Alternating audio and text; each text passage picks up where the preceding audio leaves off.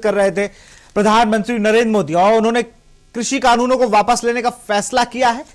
महीने के अंत में संसद का सत्र है, उसमें यह कानून वापस लिया जाएगा। इसी खबर पर हमारे साथ संवाददाता हमारे अलग अलग जगह से जुड़े हुए, हमारे साथ अंकित काला देहरादून से जुड़े हुए हैं, राम गोपाल हरिद्वार से जुड़े हुए हैं, कमल कुमार सिंधु बॉर्डर से हमारे साथ जुड़े हुए, कुलदीप भरत टिकरी बॉर्डर से जुड़े हुए। सबसे पहले अंकित, आपके पास आना चाहूंगा, क्या दिल्ली क्या देहरादून, किसान आंदोलन की आंच हर जगह पहुंची और सारे हर जगह के किसान, चाहे वो काशीपुर रहा हो, उधम सिंह नगर रहा हो, कहीं के भी हर जगह किसान दिल्ली पहुंच रहे थे। और अब एक बड़ी खबर आई है कि अब कानून वापस लिया जा रहा है। अब बिल्कुल विशाल, जिस तरीके से आज प्रधानमंत्री नरेंद्र मोदी ने देशवासियों को संबोधित करते हुए ये एक बड़ी घोषणा करी है कि केंद्र सरकार के ही द्वारा जो 3 कृषि कानून बनाए गए थे उसको सरकार वापस ले रही है। कहीं ना कहीं एक बड़ा डिसीजन प्रधानमंत्री नरेंद्र मोदी का ये है।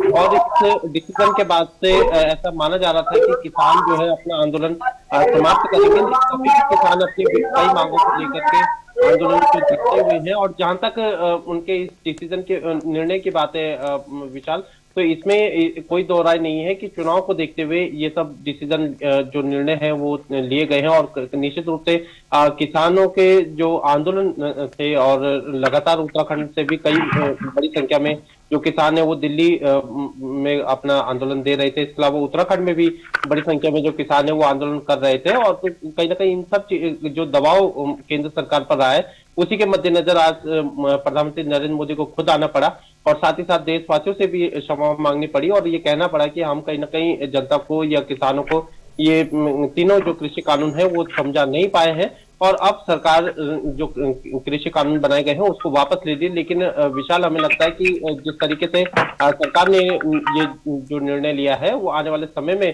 सरकार को इसका कोई बहुत बड़ा फायदा मिलेगा चुनाव में, ऐसा दिखता हुआ नहीं नजर नहीं आ रहा है। क्योंकि लोगों में अभी भी नाराजगी है, किसानों में अभी भी नाराजगी है एमएसपी को लेकर के। जो किसान जो इस आंदोलन में जो मरे हैं उनको शहीद का दर्जा दिलाने की मांग की जा रही है। उनको बिल्कुल बिल्कुल अकील अहमद हमारे साथ जुड़ा। अकील, अभी आपने किसानों से बातचीत भी की तो उन्होंने किसानों के अंदर अभी भी वो गुस्सा अभी खत्म नहीं हुआ। ये सिर्फ कानून वापसी की बात है, लेकिन गुस्सा अभी भी अकील लगातार बना हुआ है। जी, जैसे कि आज प्रधानमंत्री ने टीवी चैनल पर आकर जो 3 कृषि कानून थे उनको वापस लेने की घोषणा की है, जहाँ एक और किसानों में खुशी का माहौल है। लेकिन कुछ किसान जो हैं या फिर भारत किसान यूनियन के नेता हैं वो इसको चुनावी स्टंट मान रहे हैं और जो कह रहे हैं कि इससे पहले जो एक साल हो गया है किसान आंदोलन को, लेकिन अब जाके सरकार जागी है। लेकिन चुनाव में मेरे ख्याल से कुछ इसका प्रभाव नहीं पड़ता हुआ दिखाई देगा। जो किसान है वे इसका विरोध कर रहे हैं और किसान जो इसको चुनावी स्टंट ही बता रहे हैं। जी बिल्कुल, राम गोपाल हमारे साथ जो हरिद्वार से जुड़े हैं। राम गोपाल, किसान आंदोलन हरिद्वार में भी खूब चर्चा में रहा, अभी पूरे देश में चर्चा है। अभी आंदोलन खत्म होने की कोई तारीख नियत नहीं की गई है, लेकिन कहीं ना कहीं एक राहत की खबर है किसानों के लिए। अब जो किसान कानूनों को वापस लिया है केंद्र सरकार ने। बिल्कुल बिल्कुल, जिस तरीके से आज पीएम ने अपने संबोधन में देश के नाम जिस तरीके से संबोधन किया है और किसानों के लिए एक बड़ी खुशी की बात है। कहीं ना कहीं लक्सर क्षेत्र में भी जो किसान है वो खुशी मान रहे हैं, इस चीज को जीत मान रहे हैं अपनी। और जिस तरीके से तीनों कृषि कानून बिल वापस लेने की जो घोषणा की है, हालांकि जिस तरीके से अभी राकेश टिकैत ने कहा भी है कि 9 सदस्य जो कमेटी है वो टीम एक तरीके से जो बातचीत करेगी। अभी हालांकि जो है धरना किसानों का लगातार जारी रहेगा, क्योंकि सरकार को बातचीत करनी चाहिए आगे आकर के। तो कहीं ना कहीं जो किसान है, हालांकि फिलहाल जो क्षेत्र में हरिद्वार देहात क्षेत्र में वो खुशी जाहिर कर रहे हैं, जीत जाहिर कर रहे हैं। कुछ किसान हमारे साथ मौजूद भी हैं, बात भी करेंगे इनसे। क्या नाम है आपका? हर्ष प्रताप सिंह। हर्ष जी, जिस तरीके से आज 3 कृषि कानून वापस हुए हैं, क्या मानते हैं, किस तरीके से देखते हैं आप? देखिएगा, पहले भी इसका कोई ऐसा विरोध नहीं था। सरकार ने कुछ सोच के किया था कृषि कानून के लिए जो पास किया था। सरकार भी पहले इसके लिए बहुत से इस बारे में सर्वे किया गया था, बहुत सी चीजों को मद्देनजर रखते हुए इस कानून को लाया गया था।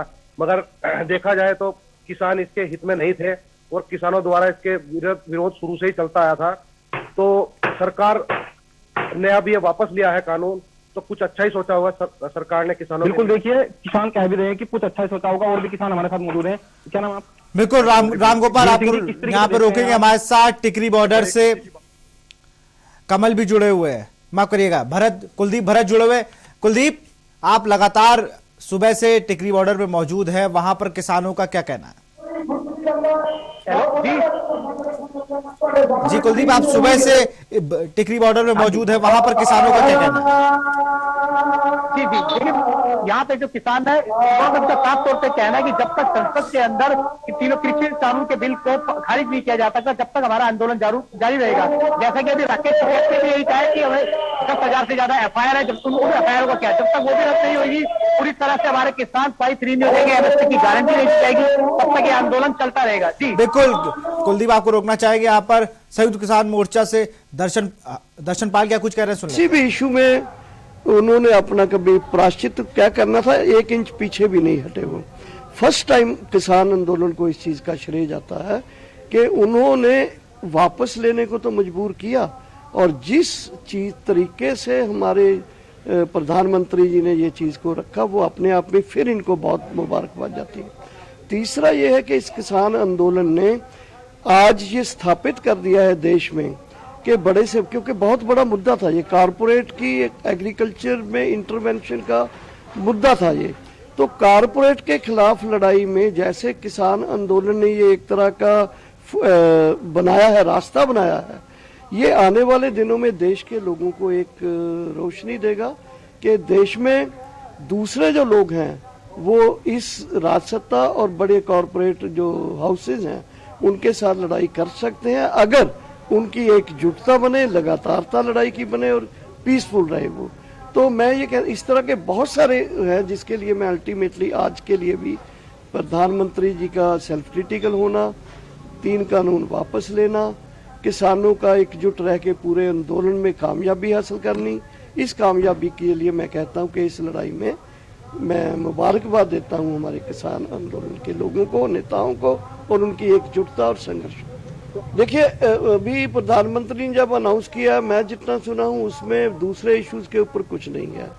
जब हमारी बैठकें हुई थी जनवरी फरवरी में भी, तब भी पूरे मुद्दे डिस्कस होते थे। तो मेरा ये मानना है, या मैं सोचता हूँ, जब मेरा सजेशन भी है कि बाकी जो मुद्दे बचे हैं अभी पार्लियामेंट सेशन से उनके ऊपर भी बात हो जाए, और बात हो कि एटलीस्ट MSP का मुद्दा, प्राइवेट पावर बिल का मुद्दा जो है, ये मुद्दों के ऊपर क्लियर अंडरस्टैंडिंग बन के, क्योंकि हमारा आप अगर देखिए तो देश का किसान, ज्यादा से ज्यादा किसान जो है वो MSP के लिए लड़ रहे हैं, कानून के लिए लड़ रहे हैं लोग, वो सच बात है। कानून तो अभी आए थे 3। एग्रीकल्चर क्राइसिस की जब हम बात करते हैं वो तो पूरा एक व्यापक सब्जेक्ट है जो पूरे देश का है, तो उसमें MSP एक फैक्टर है जो खुदकशियों के साथ जुड़ा हुआ है। तो मेरा ये कहना है कि अभी वो मुद्दों के ऊपर भी प्रधानमंत्री जी या अमित शाह जी कोई एक ऐसा डेलीगेशन बनाएं जिसमें उन मुद्दों को लेकर भी, जब 3 कानून वापस हो सकते हैं तो MSP के लिए भी कोई ना कोई एक ओरिएंटेशन लेके चीज़ों को आगे बढ़ाया जा सकता है, क्योंकि उसमें भी हमारा क्लियर कट ये है कि उसकी एक लीगल गारंटी किसानों को मिलनी चाहिए, क्योंकि हम उसको अपनी तरफ से नहीं मांगते। खुद सरकारों की रमेश चंद्र कमेटी, स्वामीनाथन कमीशन की रिपोर्ट वो बताती है, उनको इम्प्लीमेंट करवाने के लिए हम लगातार बात कर रहे हैं। तो फिलहाल संघर्ष जारी रहेगा, लेकिन ये मेरा मानना है अभी हम एक आध दिन में, एक आध के कल ही हम बैठक बुलाएंगे SKM की, और उसमें भी पूरा फैसला हम कर लेंगे संघर्ष को किस मोड में आगे ले जाना। अच्छा, और इसका तो यहां पर आपने सुना किसान नेता दर्शन पाल को, उन्होंने कहा कि संयुक्त किसान मोर्चा की कल हम बैठक बुलाएंगे और फिर देखेंगे कि संघर्ष को किस मोड पर ले जाना है। इसी बीच देहरादून से बड़ी खबर आ रही है, कर्नल कोठियाल ने मुख्यमंत्री पुष्कर सिंह धामी को चुनौती दी है। रोजगार पर खुली बहस के लिए दिया आमंत्रण, ट्वीट करके दी चुनौती। जगह और समय भी बताएं मुख्यमंत्री धामी, अजय कोठियाल ने ट्वीट करके कहा। कर्नल कोठियाल की मुख्यमंत्री धामी को चुनौती, कर्नल कोठियाल बहस के लिए तैयार रहे। बहस के दौरान हम बताएंगे रोजगार के तरीके, कोठियाल।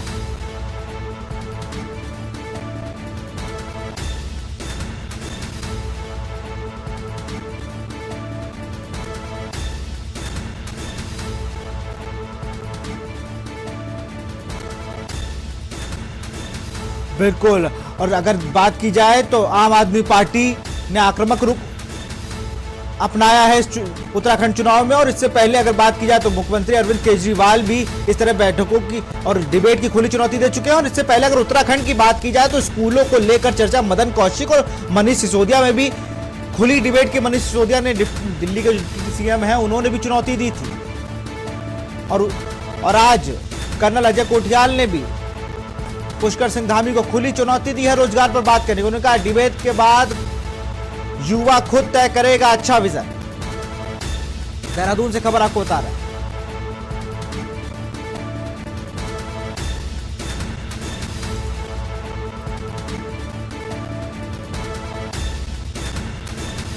ट्वीट करके दी है चुनौती।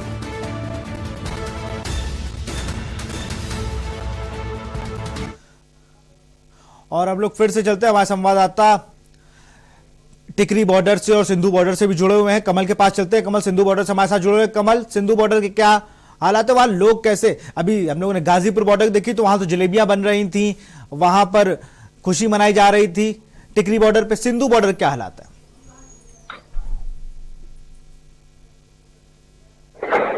बॉर्डर पे जो है लगातार सेशन बन रहा था और यहाँ पर जो है लोग नाच गा रहे थे, गीत गा रहे थे, खूब जमकर यहाँ पर डांस चल रहा था। तो कहीं ना कहीं कानून वापसी को लेकर लोगों के मन में जो है खुशी की लहर तो है, लेकिन कहीं ना कहीं सवाल जरूर उठ रहे हैं कि आखिर 1 साल बाद ही क्यों आज गुरु पूरब के दिन ही जो ये फैसला ले गया। फैसला तो ऐतिहासिक है, लेकिन जहां पर ये फैसला लिया गया था वहीं पर ये फैसला स्थगित होना चाहिए।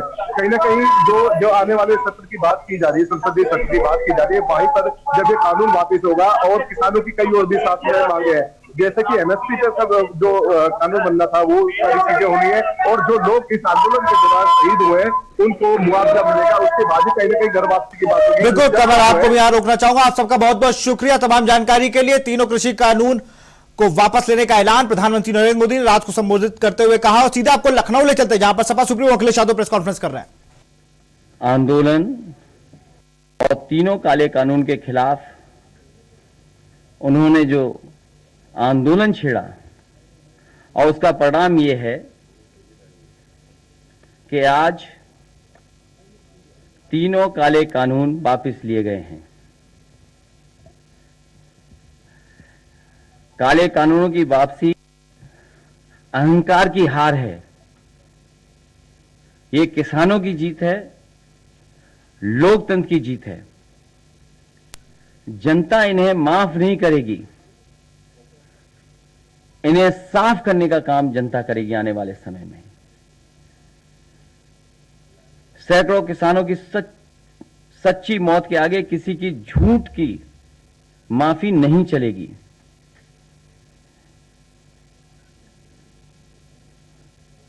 जो लोगों ने माफी मांगी है वो लोग हमेशा के लिए राजनीति छोड़ने का भी वचन दें। ये सोच रहे हैं कि दिखावटी माफी मांग करके ये फिर से या दोबारा आएंगे, ये जनता इनको समझती है। जिस तरीके से भूमि अधिग्रहण कानून लाए गए थे और काले कानून जो 3 थे ये भी वापस हुए हैं। किसान हित में तो हुए ही हुए हैं, लेकिन कहीं ना कहीं सरकार चुनाव से डर गई है और वोट के लिए कानून वापस हुए हैं। उनकी नजर में किसान नहीं है और किसानों को कितना अपमानित। को बहुत बहुत बधाई देता हूं, बहुत बहुत शुभकामनाएं देता हूं। देश इस बात का साक्षी है कि प्रधानमंत्री नरेंद्र मोदी जी ने 2014 से सरकार का कामकाज संभाला है। तब से लेकर आज तक लगातार उनकी सरकार की प्रतिबद्धता किसान और कृषि दोनों के प्रति रही है। परिणाम स्वरूप आप देखेंगे कि विगत 7 वर्षों में मोदी जी के नेतृत्व में कृषि को लाभ पहुंचाने की दृष्टि से अनेक नई योजनाएं आरंभ की गई, जिनका लाभ आज किसानों को मिल रहा है। वर्षों से प्रतीक्षा थी। एमएसपी को लागत पर 50% मुनाफा जोड़कर घोषित किया जाए। प्रधानमंत्री जी ने ये निर्णय किया, इसका लाभ किसानों को मिल रहा है। सिर्फ इतना ही नहीं, प्रधानमंत्री नरेंद्र मोदी जी की सरकार ने सरकारी खरीद को लगभग दोगुना किया। पहले गेहूं और धान दो ही जिन्सों की खरीद होती थी। मोदी जी के निर्देश के बावजूद कपास, दलहन, तिलहन और मोटे अनाज की भी खरीद प्रारंभ हुई है। देश भर में छोटे किसानों को आय सहायता देने के रूप में पीएम किसान सम्मान निधि योजना आरंभ की गई। 1,62,000 करोड़ रुपया इस योजना के माध्यम से किसानों की जेब में पहुंचाने का काम किया। क्रॉप लोन की तरफ अगर हम ध्यान देंगे तो क्रॉप लोन को इन 7 वर्षों में दोगुना किया गया है। किसान क्रेडिट कार्ड के कवरेज को भी बढ़ाने के सद प्रयत्न किए गए हैं। कृषि क्षेत्र में अधोसंरचना की कमी लंबे समय से थी।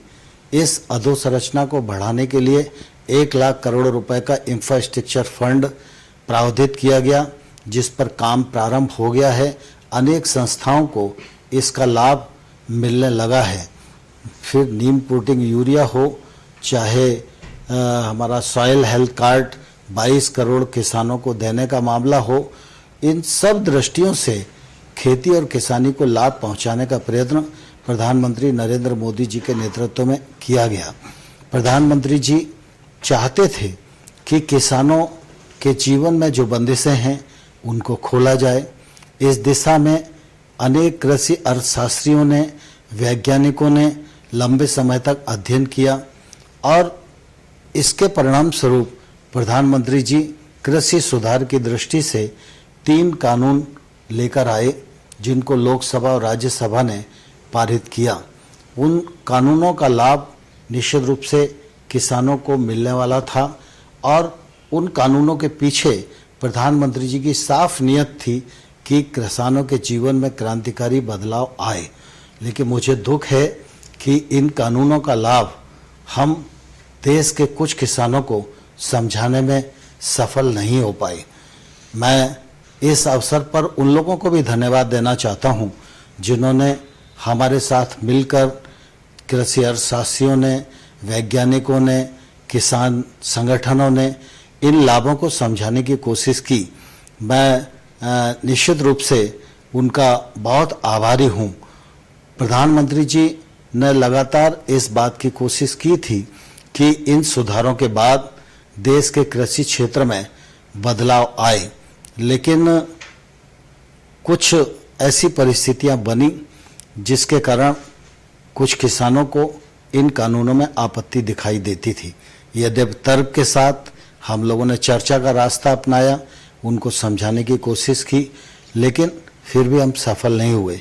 इसलिए प्रधानमंत्री जी ने आज गुरु नानक देव जी के प्रकाश पर्व के अवसर पर इन तीनों कानूनों को रद्द करने, रिपील करने का जो निर्णय किया है वह निश्चित रूप से स्वागत योग्य है।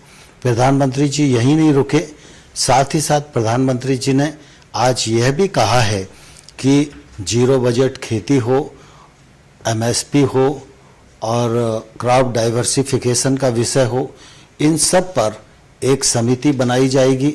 इस समिति में केंद्र सरकार, राज्य सरकार, किसान, वैज्ञानिक, अर्थशास्त्री, ये सब उस समिति में रहेंगे।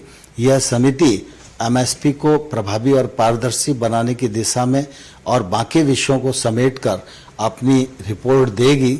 वह रिपोर्ट आने वाले कल में किसानी के क्षेत्र में लाभप्रद होगी, ऐसा मुझे विश्वास लगता है। और इस दृष्टि से आज प्रधानमंत्री जी ने जो निर्णय किया है, यह उनके बड़प्पन और किसानों की भावनाओं के प्रति संवेदनशीलता का परिचायक है। मैं इस ऐतिहासिक निर्णय के लिए प्रधानमंत्री जी का हृदय से धन्यवाद करता हूं, आभार प्रकट करता हूं।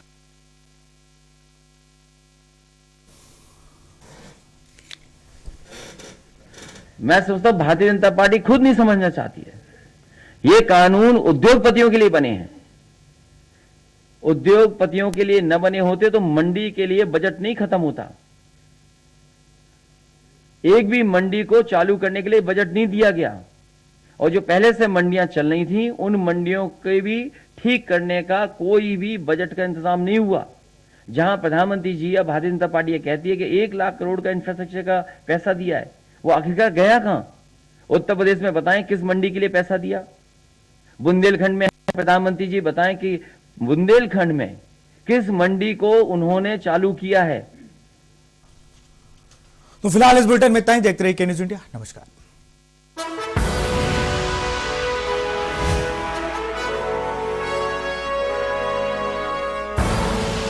आप देख रहे हैं के